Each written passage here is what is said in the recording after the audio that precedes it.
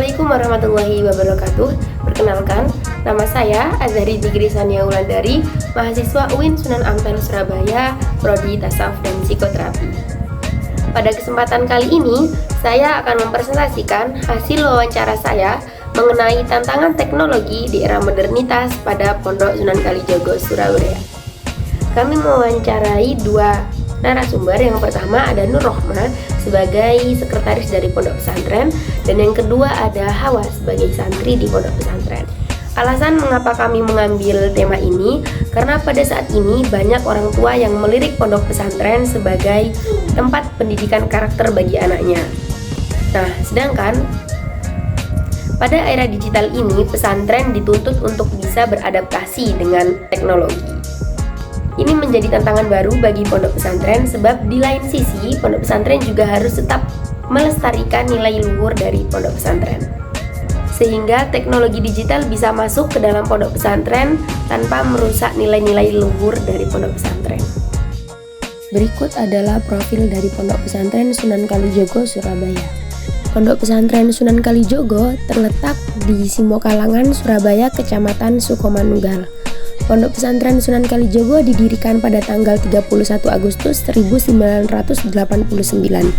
Pesantren ini merupakan lembaga pendidikan generasi muslim yang berada di kota dengan lingkungan mayoritas masyarakat industri di bawah asuhan Kiai Haji Dr. Andes Muhsin Nur Hadi yang sekaligus pendiri dari Pondok Pesantren Sunan Kalijogo. Berusaha terus berperan dalam membangun dan mencerdaskan kehidupan bangsa dengan terus meningkatkan pelayanan pendidikan yang diadakan. Saat ini jumlah santri lebih dari 275 santri. Para santri ini yang menetap terdiri dari mahasiswa, pelajar, dan para pekerja karyawan. Hasil wawancara yang saya dapatkan bahwa Pondok Pesantren Sunan Kalijogo Surabaya tidak memperbolehkan telepon seluler ataupun teknologi elektrik masuk ke dalam lingkungan pondok.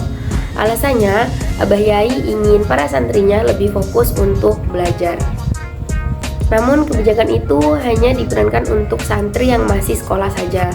Untuk santri yang sudah lulus sekolah dan menjabat sebagai pengurus tetap diperbolehkan untuk membawa telepon seluler. Walaupun para santri tidak diperkenankan untuk membawa telepon seluler di pondok pesantren, tetapi para santri mendapatkan pembelajaran komputer di sekolah.